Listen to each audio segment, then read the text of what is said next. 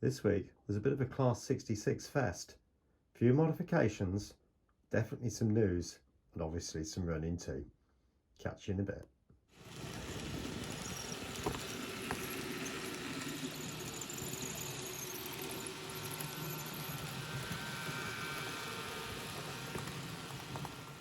Well, good afternoon everyone, and welcome back to Piccadilly. Now, as I said at the beginning of the video, it's all about the 66s. That's not to say that other trains don't appear in this video, because they clearly do. You'll see the WAG train just coming through the tunnel just now. There it is. But I've been working on that red 66 from the last video, and there's also some news on the new one I introduced. Welcome back. Well, for the latest instalment, let's have a quick go at fitting these worm drives. Got those just here. They arrived from Bachmann today. So for those who need to know how to pop the body off, literally just put your fingernails on, and then the weight of this will just pop out. And then you want to get a little screwdriver, pop it in the side like that, and just flick, and the other side like that, flick. Now this does come off. Have to be very careful because the plastic, this is an older model, although sold as new, but the plastic starts to degrade, so you have to be quite careful. You see, look, that clip's pretty much broken, so it's just a case of unclipping that like that, like that. Then you're presented with this arrangement here. They're the worm drives, if you've not seen an N-gauge locomotive. So these are the two things I'm replacing today. So you've got two halves to the chassis, and there is a bolt there, so that needs to come out. And there's a plastic nut on the back. You can see it just there. That will pop off. And you might be able to make out there's a spacer in the middle there, because obviously the two parts of the chassis need to remain apart from each other. So hopefully that's going to pop off. If I hold it, it will come off like that. And then we've got these two clips which pop off. Oh no, I forgot to do the actual thingy bob. There's the circuit board. I can't get the two clips out until I take the circuit board off. So there's two screws, and they, if I find a different screwdriver, that one will do. The power is sent up through the bogies to these pins on the top into the worm drives, and those pieces of metal are just housed into the chassis, and then the power is then transmitted up through these two screws into the PCB. So that one comes off, and you'll notice there's like a ring of metal around the around that part of the PCB. Now obviously those two clip off. Now if you remember, I did say that the cabs had degraded, and they have, so I put some black tack on there to hold them on. Now these two prongs here locate against the two parts. I don't know whether you can see the motor. There's the motor obviously, and there's two prongs either side. Those two prongs touch those two prongs, and then that locates back down to the motor, and you've got some isolating sleeves on there as well. It's all very different to the 00, isn't it? Now these two clips come off. Being very gentle. Try not to disturb the gubbins too much. Now I'm going to put my fingers onto the two worm drives, so I want them to stay in place like that. There we go. And you can see there's the contacts that I showed you through the bottom of the worm drive, and you can see that they're literally just slotted in, one at either end on both parts of the chassis. Now, replacing these, so take that one off and that one off. Now, there's no guarantees this is going to run properly, but I can only hope. Prop shaft into that part, there like that, and there's the other prop shaft like that there, and then that props back into there like that. Just going to give that a bit of a turn, and that seems very free. If you notice, both parts of the mechanism are moving, so you can see this part is moving, both parts, and the other way. Now the test is when it's back onto the chassis.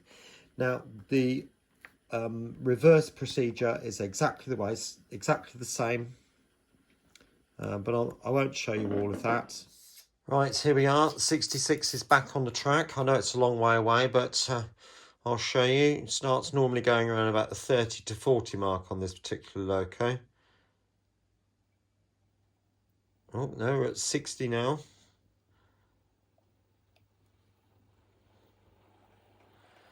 But actually, no obvious signs of any pulsing. Now this does have a decoder in it, but that seems to be considerably smoother. So I'll get it onto the DCC layout upstairs, and we'll give it a run up there. Speak in a minute.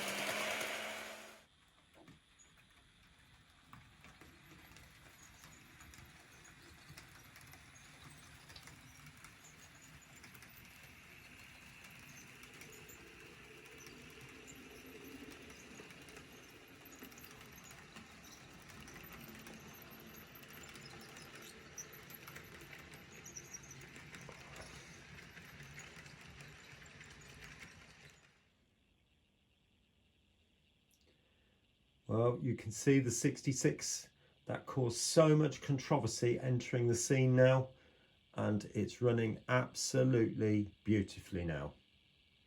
So I'll just stop it just there. But the situation was, you saw it pulsing in DC in the last video. So when I put a decoder in it, can you imagine my horror to see it start pulsing all over again? And so immediately I swapped the chips over to a different decoder, and it was fine. I bought a brand new decoder for this particular one, bringing the packaging into shot now, which was one of those. So this is an original Zemo chip, as you can see, that MX617N, and it's running beautifully. I normally go for the Bachmann ones, but to be honest with you, they are pretty much the same thing, and you know, I'm really not fussed either way. So that is now ready to enter service.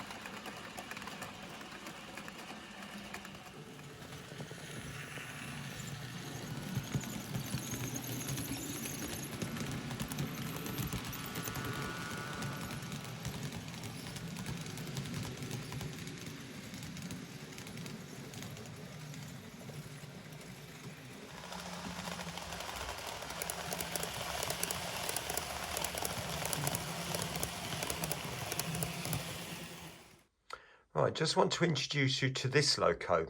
Now, this is a new Graham Farish Class 66111, as you can see from there. And you might be wondering, is this the same one as I introduced last week? No. The reason being is because that one was a DC model, and this one is a fully fledged DCC ready model, so it will need a decoder in it. Now you might be thinking, why have I got two 66s in EWS livery? Well, I've got a secret project in mind, and it's going to be a top and tail, so I need two 66s in the same livery for that particular train, which will be revealed in the coming weeks.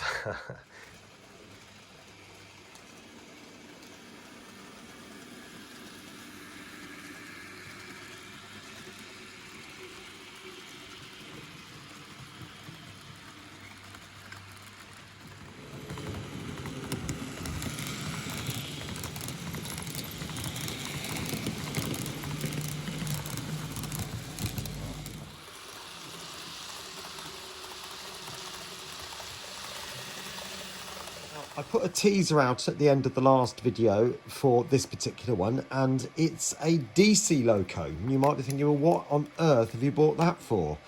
Well, the reason being is because I want to have a top and tail train, and I'm going to keep the train under wraps for the time being. I will reveal it very shortly, but my idea is to remove the motor, which is what I'm going to do shortly, but replace this block with a 3D printed unit. So obviously all that will have gone. I'm not totally sure at the moment what these tabs are for. So obviously I do need to find out. It might be something to do with the switch, because we have got a switch on the bottom here for day and night running. But my first part of it will be just to remove the motor and get it light enough to actually be pushed around.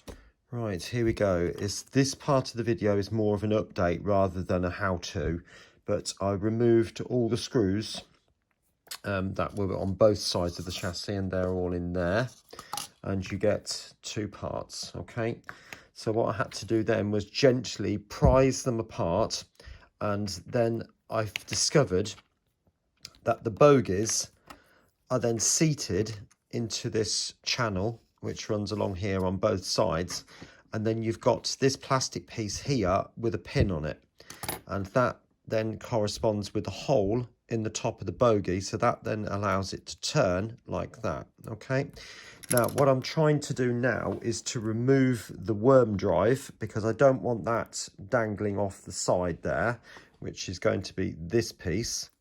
You might notice these pins here, and I've literally just gone to this side and literally just pushed them out, which means all the gears then fall out. Yeah, so all of those gears pop out, and that's allowed the wheels to be completely free. So there's no restriction on those whatsoever. You can see that's completely free inside.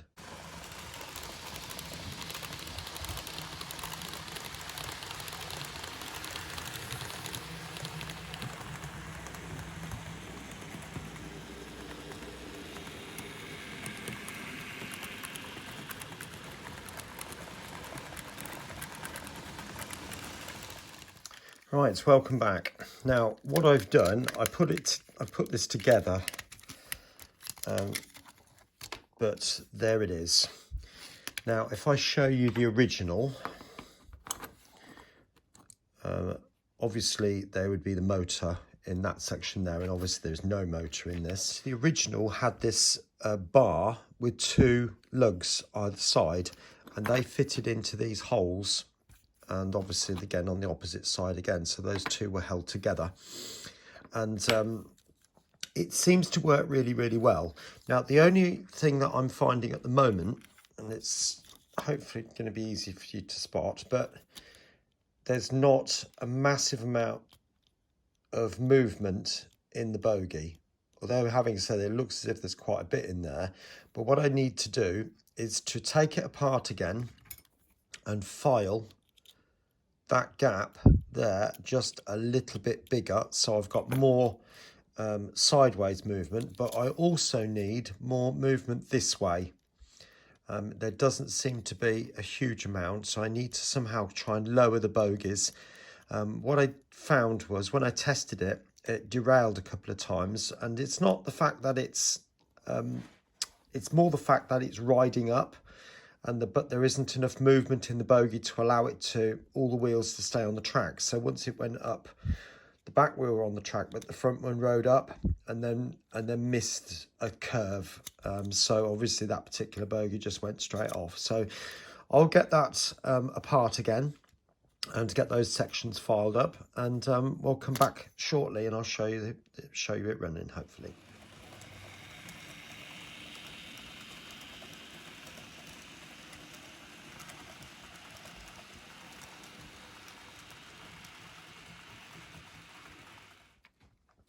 Right, hopefully that's an awful lot better now. So we've got sideways movement and we've also got movement that way now. This is the Graham Farish one. We've got a very similar sort of movement, and I wouldn't say that's the most sure-footed loco I've got. It doesn't like double slips, but you know, on the whole it runs reasonably well, so I can't complain too much, but I'm hoping that this one will be all right.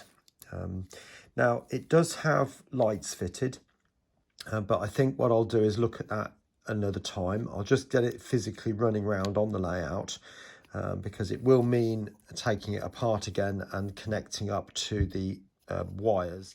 Right, thought this might be quite interesting too. Got one of these Graham Farish tankers. You can see that's 16 grams, and then we've got the 66, which I've just modified the weights with, and that comes out at 30 grams. And then we've got a full fat Graham Farish class 66, and that comes in at 98 grams. So you can see I've managed to knock off good 60 grams off that. Now that was a dapole one, I granted, but to be honest with you, the weights of this particular model were very, very similar.